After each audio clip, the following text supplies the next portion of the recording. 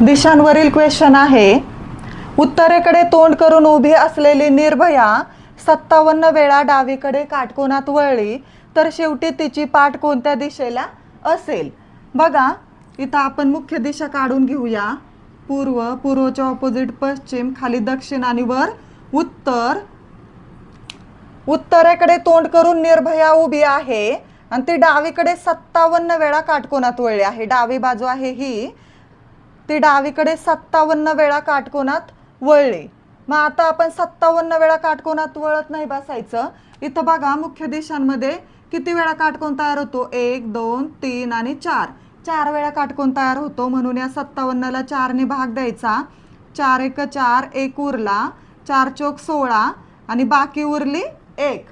बाकी 1 उरली, एक काय आहे? बाकी आहे. म्हणून डावीकडे फक्त एकदाच काटकोनात वळायचं. बघा म्हणजे आता 57 वेळा काटकोनात वळून झालं तर शेवटी तिची पाठ कोणत्या दिशेला असेल? ती 57 वेळा काटकोनात वळली तेव्हा तिचं तोंड इकडं पश्चिमेला असेल. म्हटल्यानंतर तिची पाठ कोणत्या दिशेला असेल? तर पूर्वेला असेल.